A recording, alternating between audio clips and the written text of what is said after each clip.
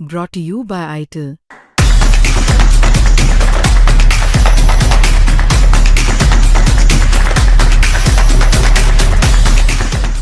नमस्कार दोस्तों, क्राइम तक में आप सबका स्वागत है। मैं हूं सुप्रतिम बैनर्जी।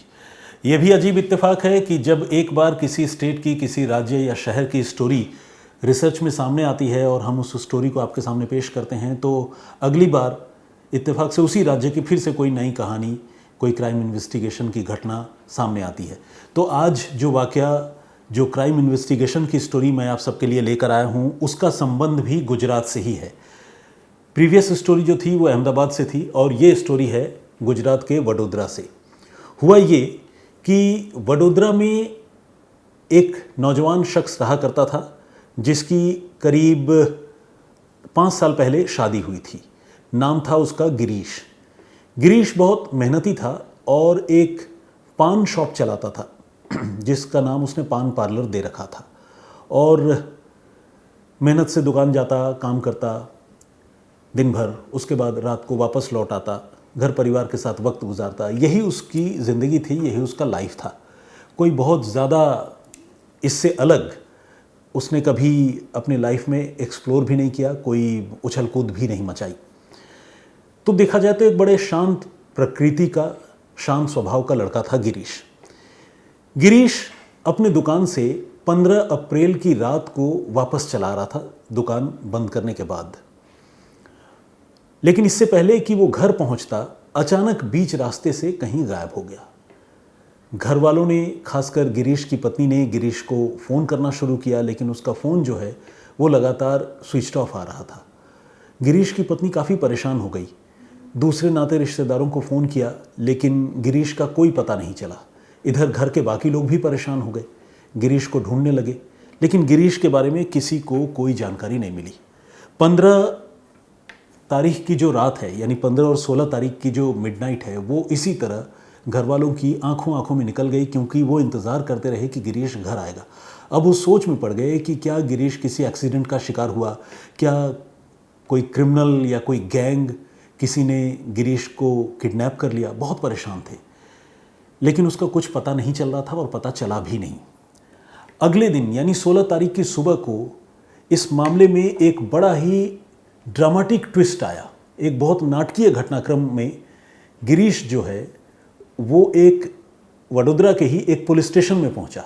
और जब वो पुलिस स्टेशन में पहुंचा, उसके सारे कपड़े ऊपर से लेकर नीचे तक वो बिल्कुल गीले थे, पानी से सराबोर। पुलिस वालों ने उसे देखा और पुलिस वाले हैरत में पड़ गए कि भाई ये क्या हो गया। लगा कि भाई कौन से टैंक में छलांग लगाकर ये बाहर निकल आया है और क्यों पुलिस के पास, मतलब क्या मामला है। तो गिरीश जो है वो बहुत ही बेबस, बहुत ही हाँफता हुआ, परेशान, उसने पुलिस को बताया कि वो रात में तकरीबन 3 घंटे तक नहर के पानी में डूबता रहा और एक खंभा जो उस नहर में ही बना हुआ था, उस खंभे को उसने किसी तरह से थाम लिया था, जिसकी वजह से उसकी जान बची। सुबह उस नहर से वो बाहर निकल पाया और अब वो आप लोगों के सामने यानी पुलिस थाने में हाजिर हुआ है। तो पुलिस वाले ने कहा, भाई नहर में गिरे कैसे, क्या हुआ। तो उसने कहा कि मैं गिरा नहीं, बल्कि मुझे एक कार में आए कुछ लोगों ने किडनैप कर लिया था, अगवा कर लिया था और उन्होंने मेरे साथ मारपीट की। मेरा एटीएम कार्ड, वॉलेट और जो भी दूसरे वैल्यूएबल्स थे वो सारे उन्होंने मुझसे छीन लिए और इसके बाद उन्होंने मुझे नहर के पानी में धक्का दे दिया। पुलिस ने पूछा, भाई कौन से नहर के पानी में धक्का दे दिया, कहाँ का ये मामला है, पूरी बात बताओ। तो उसने बताया कि देखिए, मैं शहर में छाणी इलाके में एक पान पार्लर चलाता हूँ और वहाँ से मैं रात को वापस लौट रहा था, लेकिन छाणी से सोखड़ा जाने वाली जो सड़क है, उस रोड पर जब मैं जा रहा था रात को, उस वक्त इत्तेफाक से एक कार वहाँ पर आकर रुकी, जिससे 4-5 लोग बाहर निकले और उन लोगों ने मुझे किडनैप कर लिया, मेरा मुंह दबा दिया, मुझे कार के अंदर खींच लिया, मुझे पीटा, मुझे लूटा और काफ़ी देर तक इधर उधर घुमाते रहे। और मिडनाइट को, मुझे एग्जैक्ट टाइम नहीं पता, उन्होंने मुझे नहर में फेंक दिया। नहर जो है वो सोजित्रा नाम की एक जगह से बहती है, उस नहर में फेंक दिया। गिरीश ने कहा कि मैं पानी में डूब रहा था, बहुत परेशान था, मैंने शोर मचाया, लेकिन वहाँ सुनने वाला कोई नहीं था और मुझे नहर में फेंकने के बाद वो सारे लुटेरे जो है वहाँ से गाड़ी लेकर फरार हो गए। लेकिन मेरी किस्मत अच्छी थी, मैं हाथ पांव मार रहा था। हाथ पांव चलाते चलाते बहते हुए मैं थोड़ी दूर तक आगे गया और एक खंभा उस नहर के बीच में ही बना हुआ है। तो उस खंभे को पकड़कर मैं तकरीबन 3 घंटे तक रात भर एक जगह पर टिका रहा, बना रहा और किसी हेल्प, किसी मदद की उम्मीद करता रहा। सुबह जब सूरज की रोशनी हुई तो किसी तरह से मैं उस नहर से बाहर निकला, लोगों ने भी मेरी मदद की और अब मैं आपके सामने हाजिर हुआ हूँ, पुलिस के सामने हाजिर हुआ हूँ। पुलिस ने जब ये कहानी सुनी तो पुलिस वाले भी चौंक गए। पुलिस वाले एक तो उसकी किस्मत की खूबसूरती पर भी खुश थे और हैरान भी थे कि इस तरह से एक आदमी मौत के मुंह से वापस आ गया, क्योंकि तेज़ धार बहती नहर में अगर कोई आदमी जो तैराकी न जानता हो और अगर तैरना जानता भी हो तो भी वो हर बार सर्वाइव कर पाएगा ये ज़रूरी नहीं है, क्योंकि नहर के पानी में कई बार काफ़ी करंट होता है। तो वो बच गया और एक खंभे के सहारे बच गया, तो ये अपने आप में एक करिश्मा था। पुलिस इस बात से हैरत थी, सरप्राइज्ड थी, लेकिन इस बात से भी वो शॉक्ड थी कि वो रॉबर्स, वो लुटेरे कौन थे जिन्होंने इसको लूटा तो सही, लेकिन लूटने के बाद इसकी मर्डर की प्लानिंग की और शायद ये सोचकर उसको नहर के पानी में फेंक कर चले गए कि ये तो अब मर ही जाएगा। उन्होंने ये सोचा नहीं होगा कि ये जिंदा बच जाएगा, लेकिन ये तो इसकी किस्मत है कि ये बच गया। पुलिस इन सारी बातों को सोचती रही। पुलिस ने इस सिलसिले में एक FIR दर्ज की और इस पूरे सीक्वेंस को पुलिस ने एनालाइज करना शुरू किया। पुलिस गिरीश को पहले उसके दुकान पर लेकर गई, फिर वहाँ से जिस रोड से वो जा रहा था, छाणी सोखड़ा रोड से, उस जगह पर लेकर गई। पूरे उस सीक्वेंस को समझा, कहाँ से किडनैप हुआ, कहाँ कहाँ उसको घुमाया, जितनी बातें उस रात की गिरीश ने नोटिस की थी, देख पाया था, वो सारी बातें गिरीश ने पुलिस को बताई। पुलिस ने पूरे सीक्वेंस को समझा और पुलिस को लगा कि गिरीश जो है अपनी कहानी में एक भी झूठ नहीं बोल रहा है, वो सारी बातें सही और सच बोल रहा है, क्योंकि उसकी बातों में बड़ा कन्विक्शन था और उसकी बातों में कोई वेरिएशन नहीं था। आदमी जब सच बोलता है तो उसकी स्टोरी जो है वो सीमलेस होती है, हर बार वो एक ही स्टोरी बोलता है। जब झूठ बोलता है तो उसकी स्टोरी डिविएट होने लगती है, ये फ़र्क होता है। तो खैर, गिरीश जो है वो सच बता रहा था, पुलिस इस बात से कन्विंस्ड हो गई। इसके बाद पुलिस ने इस मामले की छानबीन शुरू की और उस रूट पर, जिस रूट से गिरीश जा रहा था और जिस रूट से उसे किडनैप करके किडनैपर्स उसको अलग अलग जगहों पर घुमाते रहे, उस रूट का इलेक्ट्रॉनिक सर्विलांस करने का पुलिस ने फैसला किया। वहाँ पर आसपास जितने भी मोबाइल टावर्स एक्टिव थे, जिन मोबाइल टावर से उस इलाके में मोबाइल चलते थे, पुलिस ने उन टावरों में एक्टिव मोबाइल फ़ोन की जानकारी जुटाई, जिसे डंप डेटा कहते हैं। और डंप डेटा में कुछ पर्टिकुलर मोबाइल फ़ोन्स को पुलिस ने आइडेंटिफाई करना, मोबाइल फ़ोन के नंबर्स को आइडेंटिफाई करना शुरू किया। खासकर रात के वक्त में जो मोबाइल फ़ोन उस इलाके में मूव कर रहे थे, उस पर्टिकुलर डायरेक्शन में घूम रहे थे, पुलिस ने उन नंबरों को चिन्हित करना शुरू किया। और इस तरह से पुलिस ने इलेक्ट्रॉनिक इन्वेस्टिगेशन के जरिए, सर्विलांस के ज़रिए, आखिरकार जो गिरीश के किडनैपर थे उन तक पुलिस पहुंचने में कामयाब हो गई। पुलिस ने तकरीबन 4 लोगों को एक एक करके गिरफ्तार किया और जब उन लोगों को गिरीश के बारे में पूछा तो पहले तो उन्होंने मना किया, लेकिन फिर जब उनसे सख्ती की तो उन्होंने कबूला।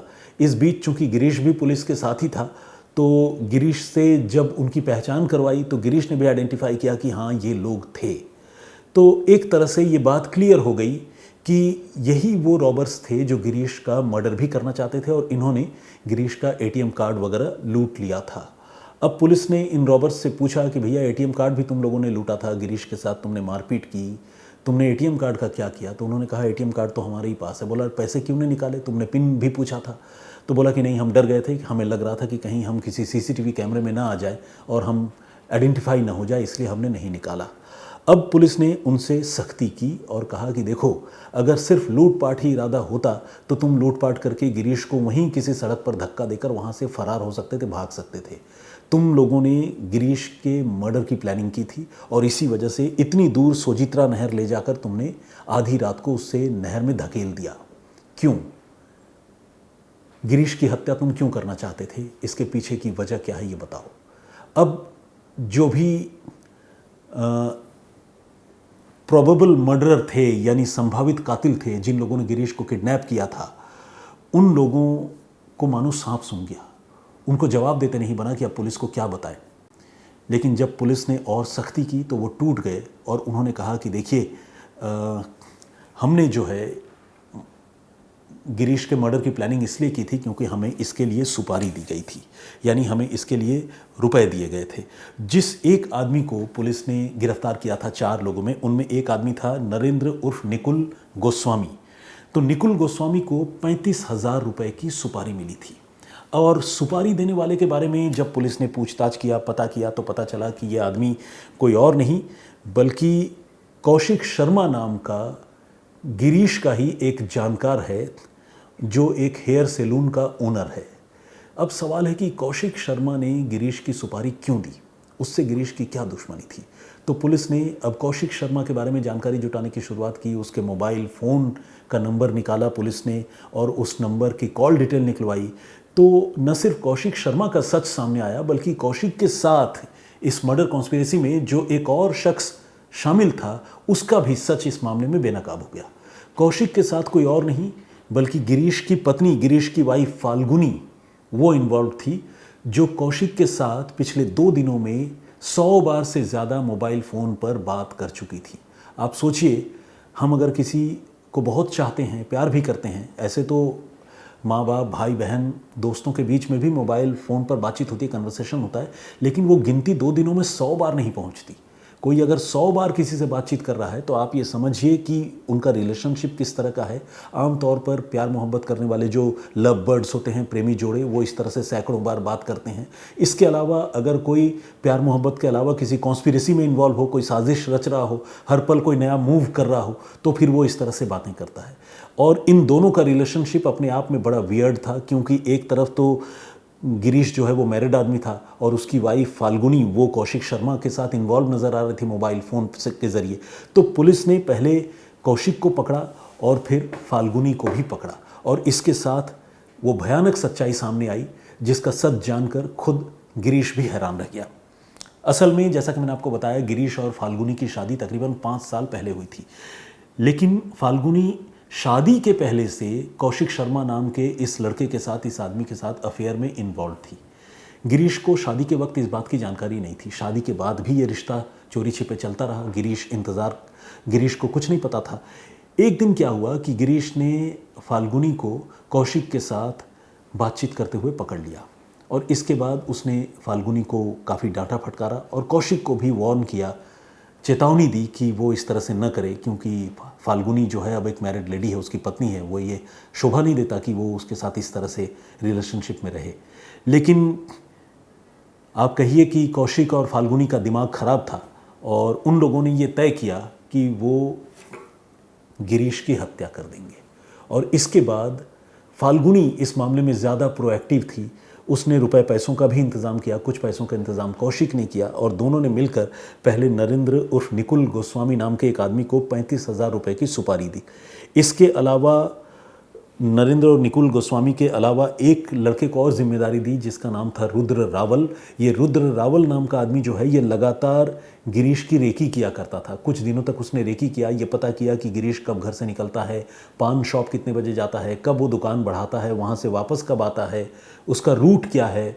ये सारी चीज़ें लगातार रेकी करके वो पता कर रहा था ताकि उसको किडनैप किया जाए, किसी ऐसी लोकेशन से किडनैप किया जाए जहां सीसीटीवी की कवरेज ना हो, वो पकड़ में ना आए, कोई देख नहीं पाए, सुनसान सड़क हो। इन सारी चीज़ों का ख्याल रखते हुए रेकी करके इन लोगों ने एक गैंग बनाया और उस गैंग के जो लोग हैं जिनको पुलिस ने बाद में गिरफ्तार किया, इनमें कौशिक तो था ही और इसके अलावा नकुल भी था, जितेंद्र बारिया, उमंग प्रजापति और पृथ्वी भोई, ये सारे लोग थे। इन सारे लोगों ने मिलकर इस कांड को, इस घटना को अंजाम देने की पूरी प्लानिंग की और प्लानिंग करके 15 अप्रैल की रात को उन्होंने पहले कार से गिरीश को किडनैप किया, उससे लूटपाट की और उसे नहर में फेंक दिया, ये सोचकर कि कल को अगर इस मामले का थोड़ा भी सच बाहर आए, लोगों को अगर पता चले तो कम से कम यही पता चले कि रॉबरी के लिए मर्डर हो गया। कम से कम जिन लोगों ने सुपारी दी, जिन लोगों से पैसे मिले, उन लोगों का नाम इस मामले में न आए। इसलिए ये लोग बहुत ही एहतियात बरत कर चल रहे थे, बहुत ही सुरक्षा उसका ख्याल करके चल रहे थे। लेकिन उन्हें ये नहीं पता था कि जब पुलिस जांच करेगी और उनसे पूछताछ करेगी, पहले तो उन्हें पकड़े जाने का ही गुमान नहीं था और फिर जब पूछताछ करेगी तो मोबाइल फ़ोन की जो डिटेल है वो अपने आप में पूरी कहानी बयान करेगी। तो 100 से ज़्यादा कॉल उन दोनों के बीच में, गिरीश की पत्नी और कौशिक के बीच में जो हुए, उससे इन दोनों के रिलेशनशिप का पता चला और फिर उस रिलेशनशिप का कनेक्शन जो है इन मर्डरर्स से जुड़ गया जिन लोगों ने गिरीश की हत्या करने की कोशिश की थी। मर्डर तो चलिए ऑफिशियली वो नहीं है क्योंकि जान गिरीश की नहीं गई, लेकिन वो वुड बी मर्डरर तो हैं ही और मर्डर अटेम्प्ट करने वाले लोग तो हैं ही। तो खैर पुलिस ने इस पूरे गैंग को अरेस्ट कर लिया है, फाल्गुनी को भी अरेस्ट कर लिया है और साथ ही कौशिक शर्मा नाम का जो सैलून ओनर है उसे भी पुलिस ने पकड़ लिया है। इस तरह से पुलिस ने इस मामले को इन्वेस्टिगेट किया जिसमें एक पत्नी फिर से अपने पति की जान लेना चाहती थी। ये एक कॉमन फिनोमेना बनता जा रहा है। हमने देखा है हाल के कुछ सालों में लगातार इस तरह से लव अफेयर में लड़कियां और महिलाएं जो है वो अपने हस्बैंड्स को टारगेट कर रही हैं। ऐसा नहीं है कि सिर्फ महिलाएं या लड़कियां ही हस्बैंड्स को टारगेट कर रही हैं, हस्बैंड्स भी अपनी वाइफ्स को टारगेट करते हैं। तो इसीलिए ये स्टेटमेंट का कोई जेंडर बायस से कोई लेना देना नहीं है। और दूसरा एक इसमें एस्पेक्ट ये भी है कि बेशक चलिए महिलाएं या लड़कियां अपने हस्बैंड को टारगेट कर रही है, लेकिन उसके पीछे वजह भी तो कोई लड़का ही होता है। तो इसीलिए जेंडर का इससे कोई लेना देना नहीं है। जो क्रिमिनल होता है वो एक क्रिमिनल होता है, चाहे वो लड़का हो या लड़की हो। लेकिन इस तरह की घटनाएँ बहुत ज़्यादा सामने आ रही हैं जो अपने आप में एक बेचैन करने वाली बात है। मुझे लगता है कि क्राइम नेवर पेज वाली बात शायद लोग भूल जाते हैं और उनको लगता है कि वो बहुत स्मार्ट हैं, वो क्राइम करेंगे तो कभी पकड़े नहीं जाएंगे। लेकिन हर गुनाह, खासकर इस तरह का गुनाह जो बहुत ही हीनियस और ग्रीवियस हो, अल्टीमेटली ज़्यादातर मामलों का खुलासा हो जाता है और गुनहगार पकड़े जाते हैं। लोग अगर एक बार भी अपने अंजाम के बारे में सोचें तो शायद वो किसी के साथ इस तरह की ज़्यादती करने का फ़ैसला न करें। बढ़िया होता फाल्गुनी गिरीश को छोड़ देती, कौशिक के साथ नई शुरुआत करती, मर्डर करने की कोई ज़रूरत नहीं थी या मर्डर की कोशिश करने की कोई ज़रूरत नहीं थी। अब कम से कम उनको 10 साल या उससे भी ज़्यादा जेल में तो रहना ही होगा। तो जाहिर सी बात है इनकी ज़िंदगी तो ख़राब हो गई। और साथ ही गिरीश वो तो बेचारा मरते मरते बच गया, उसकी किस्मत अच्छी थी। तो खैर आज की ये कहानी, ये पेशकश यहीं तक। जो प्रीवियस स्टोरी मैंने आप लोगों को सुनाई थी, मैंने आपको बताया था कि किस तरह से अहमदाबाद में एक शख्स जो एक अपार्टमेंट की पार्किंग में रहा करता था, उसकी मिस्टीरियस तरीके से हत्या हो गई थी और उसकी लाश मिडनाइट में उसी पार्किंग एरिया से पहले सिक्योरिटी गार्ड ने देखी और उसके बाद पुलिस ने उसको रिकवर किया, बरामद की। लेकिन जब जांच आगे बढ़ी तो जांच एक इलेक्ट्रिक की वजह से सॉल्व हो पाई। अब आप कहेंगे कि इलेक्ट्रिक की वजह से उस मामले का खुलासा कैसे हुआ, तो वो मिस्ट्री मैं यहाँ पर रिवील नहीं करना चाहूँगा। आपसे रिक्वेस्ट करूँगा कि अगर आप जानना सुनना चाहते हैं तो क्राइम तक के प्लेलिस्ट में जाकर सुप्रतिम से सुनिए में आप वो उस स्टोरी को आप सुन सकते हैं। स्टोरी नंबर है 519। तो उस पर बहुत सारे लोगों ने कमेंट्स किए हैं उस स्टोरी पर। आइए कुछ कमेंट्स पढ़ते हैं, जैसा कि अक्सर मैं आपके सवालों का भी जवाब दिया करता हूं। सुरिंदर कौर ने हेलो कहा है और एक इमोजी भेजी है, थैंक यू, मेरी ओर से भी आपको हेलो। इसके अलावा अशोका शुक्ला जी का कमेंट है और उन्होंने कहा है कि एक बहुत ही ब्राइट स्टूडेंट ने गुस्से में आकर एक शख्स का खून कर दिया, लेकिन वो खून करने की वजह जो है खुद वो आदमी था जिसकी हत्या हुई, क्योंकि उसका बिहेवियर कहीं से भी जस्टिफाइड नहीं था। बिल्कुल, देखिए मर्डर को कहीं से जस्टिफाई नहीं कर सकते, लेकिन कई बार लोग इतना इंस्टिगेट कर देते हैं अपने व्यवहार या अपने चाल चलन, अपनी हरकतों से इतना उकसा देते हैं कि सामने वाला आदमी जो है अपराध कर बैठता है।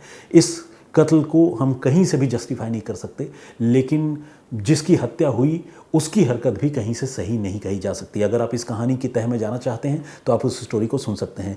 जसपर के नाम से एक आईडी है, इन्होंने लिखा है फर्स्ट टाइम क्रिमिनल पकड़े जाने के बाद बुरा लग रहा है, कोर्ट और इस सिस्टम को इसको जाने दे तो अच्छा होगा। उनका ये कहना है कि कोई भी क्रिमिनल पकड़ा जाता है, खासकर मर्डरर, तो ऑब्वियसली लगता है कि बहुत अच्छा हुआ, लेकिन ये पहला मौका है। इस कहानी को सुनकर उन्हें ऐसा लगा कि जब उन्हें जो हत्या करने वाला लड़का है उससे थोड़ी हमदर्दी महसूस हो रही है। NSJ5GD के नाम से एक आईडी है, उन्होंने लिखा है कि hello Supratim ji, love from Maharashtra. Thank you very much, मेरी ओर से भी आपको लव मैं रेसिप्रोकेट करता हूं। प्रदीप भामदू जी ने भी कमेंट किया है, राम राम मेरी ओर से। खेतान है, सेक्रेटरी की गलती है, उन्होंने लिखा है। दीपक जॉली, गुड जॉब ब्रो, इन्होंने लिखा है। PK चंद्रा साहब हैं। रंजन डी कामले साहब हैं, उन्होंने लिखा है कि एक बेवकूफ़ इंसान की वजह से एक नौजवान का करियर बर्बाद हो गया और सिर्फ गुस्से की वजह से। याशी चोटेन, इन्होंने कमेंट किया और कहा है कि मुझे आपका वॉइस बहुत पसंद है sir, thank you very much, बहुत धन्यवाद आपका। येशी है, सॉरी, और जो सरनेम है वो चोटेन है, पता नहीं मैं सही प्रोनाउंस कर रहा हूँ या नहीं, आप बताइएगा।